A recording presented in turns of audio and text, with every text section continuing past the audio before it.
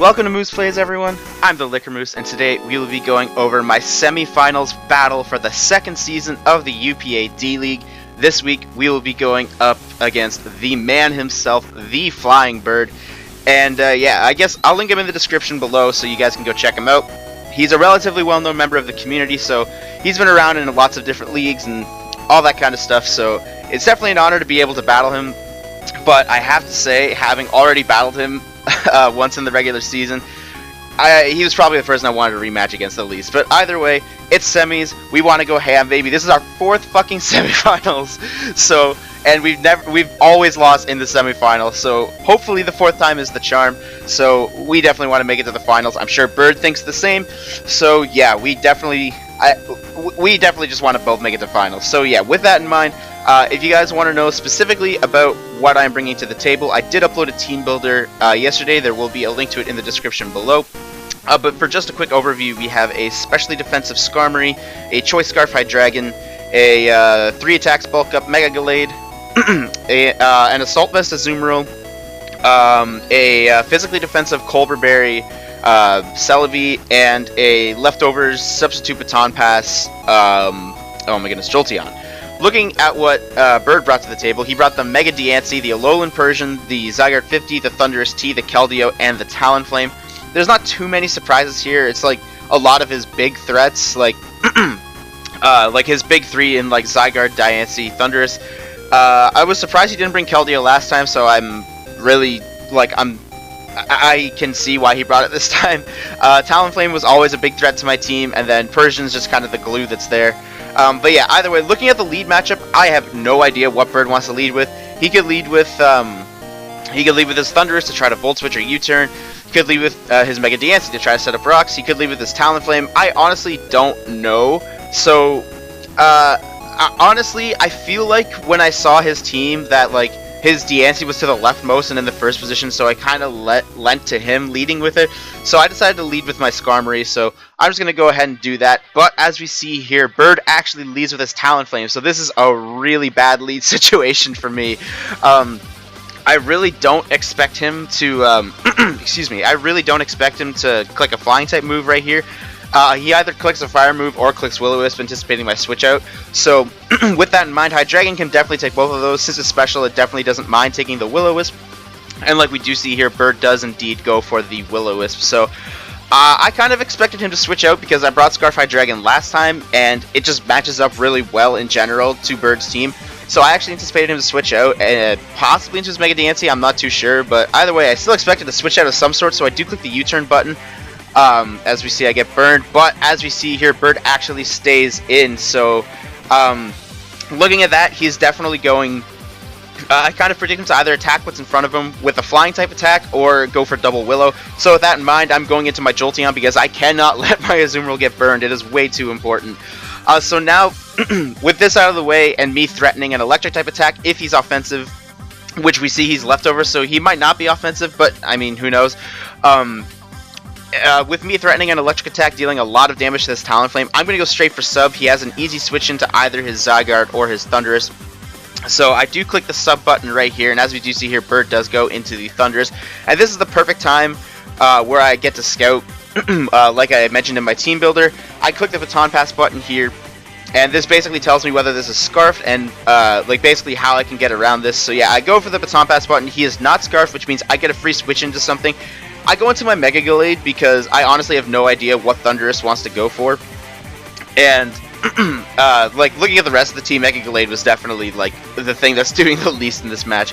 So unless Bird is Specs, and even then I'm not too sure. He might, yeah, no, actually, even if he is Specs, he might not be able to. I think we did see here that he has HP flying, since that's the only thing that like would make sense for him to have that would be super effective against my Megaane. So if he is Specs, I think HP flying is a rule to kill. So I am going to click the bulk up here, as unfortunately Ice Punch can't kill from here, but at +1 Ice Punch is a guaranteed knockout. As we do see here, Bird does go for the HP flying again. He gets a crit, but he isn't Specs, so that doesn't matter because HP flying was a 2-hit KO either way. I'm going for Ice Punch to attack this thing, and down goes the Thundurus. So Thundurus goes down, and we are up 6-5 as Bird does go into his Talonflame. I can't really mess around with here again, Megaane was probably the most expendable member of my team, so I am going to let it go down. It did its job, and now I get a relatively free switch into Jolteon to give me a chance to fire off a Thunderbolt on this Talonflame. Bird decides to pivot out into his Diancie, which doesn't take too much from this Thunderbolt. So I do switch into my Skarmory here, as it's like just the guaranteed. It's my dedicated Mega Diancie switch in, since it's just like way too big of a threat. And we do see here he fires off the Power Gem, and that is absolutely max special attack Diancie, and even a high roll. So, like, Diancie is a huge threat. I don't care if he switches. I have to force this out. I have to click Iron Head here, because if he does let this go down, then that's really good for me. He does indeed click the Power Gem button, and it can't kill me, so I go for the Iron Head, and this Diancie goes down, and we are ahead 5-4 now. Bird does send out his Alolan Persian here, and like last time, I'm anticipating him. Like, I thought about roosting, but last time he blew me out of the water with Taunt on my roost, so I do have to click the Brave Bird button, but Bird does attack just what's in front of him and goes for the Foul Play. So now my Skarmory goes down, but now gives me a pretty free play rough for my Azumarill. So again, like, even if he switches in, like, he won't switch in Talonflame onto this, because like I could be Banded Liquidation, who knows. But as we see here, Bird actually goes for the Taunt, and he was definitely anticipating my Belly Drum, because there's no other reason to click Taunt on Azumarill. But unfortunately for him, I am Assault Vest, so Taunt does literally nothing. That was just straight up free damage on this Alolan Persian. So again, same thought process. Now that he sees that I just attacked what's in front of him, I really don't think he's going to switch in. He's going to switch in his Talonflame on a Liquidation, or on a potential Liquidation, since Liquidation, I believe, is a roll to kill if he's the same. Like, these scouts have been telling me he's like similar to the same set he brought last time. So I do click the Play Rough button once again. As we see here, Bird just does knock off the Assault Vest, which is fine. Even if his Keldeo specs, I can still take hits relatively well. But yeah, so we kill that Alolan Persian and are up 4-3. Okay, we're back. I narrated a turn too far again. So anyways, yeah, with this Talonflame out here, I really don't want my Azumarill to get burned. It's looking like a pretty decent win condition at this point in time. So I really don't want to get it burned. So I do switch into my Jolteon, which is already burned, but Bird actually plays it safe and just clicks the Flamethrower button. Again, kind of the same thought process. Thunderbolt is relatively free for me here. Even if he goes into his Zygarde, my HP Ice should theoretically do over 50% to it. So I do just click the Thunderbolt button, and Bird does switch into his Zygarde to stop my electric attack, but that's okay, because now we have some, basically a scouting potential. So if he is Choice Banded, E-Speed is a guaranteed kill. If he's not Choice Banded and Adamant, then, if he's not Choice Banded and Adamant, then it is a roll to, only the highest, like only a max roll could kill with Extreme Speed. So this is a relatively free HP Ice, and should tell me whether he is banded or not. So I do go for the Hidden Power Ice, and he actually doesn't click Extreme Speed, so I'm a little surprised, which definitely means he's going for the Dragon Dance. So again, kind of the same thought process here. Like, right now the Zygarde is in range of Scarf Draco, so even if my Jolteon goes down here, I'm perfectly fine with that. So I do click the HP Ice button once again, but he's actually still slower than me, which is huge. I get a huge chunk of damage off on this Zygarde once again. So my Jolteon does go down, but that does mean he has quite a bit of bulk invested. Still enough that, obviously, Draco from my Hydreigon can kill this thing, so I do fire that off. Dark Pulse was a roll to kill if he was, like, max special defense, so I just didn't want to risk it and I just went straight for the Draco Meteor in case he switched out to the Talonflame for whatever reason. And now that he switches out the Keldeo, I can definitely go into my Azumarill to kind of, like, pivot around hits.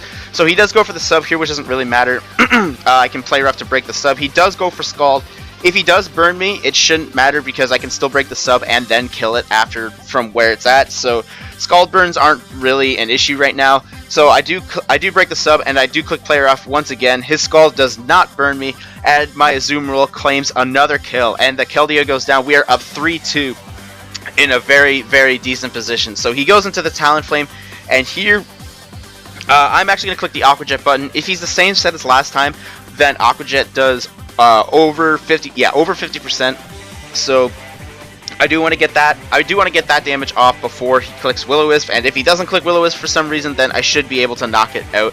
but he does have a little more bulk than last time, and unfortunately Bird does click the Will-O-Wisp button, which is no big deal because even when I'm burned, Liquidation just does so much damage to it, enough to the point where he can't roost stall me out of liquidations. I should be able to deal over 50% to him every time. So I do click the liquidation button here, but he actually clicks flamethrower instead of roost. So I don't know if he had, oh my goodness, I don't know if he had roost. If he did, I would have clicked it right there. But I mean, I'm not gonna judge what he decided to do. So I do click the liquidation button, and now he's in range of Aquajet. So I just click the Aquajet button, and we kill this Talonflame, and this is great. So. The only problem is this Zygarde is at a low amount of health, and we are up 3-1. But Aquajet can't kill from here, so I do have to click the play rough button. But Bird actually goes for rest, so I'm like, oh no, that's a lot. That's a lot of health got back. So I do click play rough. It does a decent chunk, but I can't, like, with leftovers, I can't deal enough damage before I get burned. So I go straight into my Celebi, which is like my dedicated check to this, anyways. And then he shows the rest, so he shows the Sleep Talk here. So we know his full set, he is just mono 1,000 arrows with Dragon Dance and Sleep Talk, which means my Celebi is perfect in this situation. And basically, I'm just going to spam Hidden Power Ice, and basically kind of hope that, I'll speed this up, but like, I basically kind of hope that he doesn't roll, any Dragon Dances, pretty much, because otherwise... otherwise he just, like, it could potentially break past it. Even though I do have recover on this, so I would have to play around crits. But yeah, he goes for the Sleep Talk here, and unfortunately rolls rest again. Unfortunate, but I mean, like, it's the, like, what you're seeing happening right here is the exact reason why I personally don't run, rest talk sets, because they're just too unreliable. But yeah, so unfortunately Bird doesn't get the right rolls, but that's okay, because we end up knocking out the Zygarde, and we are going to the finals, baby. Oh, this is my first finals appearance, and I'm so hyped. But yeah, GG to Bird. Unfortunately his UPA run had to be put to an end. I believe he's actually leaving the UPA after this, so good luck to you, sir, with your future endeavors if you do end up watching this. But yeah, we are going to the finals, and this is great. I have no idea who I'm going to play yet. We were the first semifinals to play. We will either be playing against CMR or Golden Centurion, both teams that we lost to in the regular season. So it will be, it'll be a slugfest, that's for sure. But I cannot, I cannot wait to play in my first finals appearance and hopefully take home a championship. But yeah, so that is all for me. Definitely head up Bird. And yeah, keep your guys' eyes out on the channel, I guess next week for when the team builders for finals goes live. And thanks for watching, and we'll see you next time.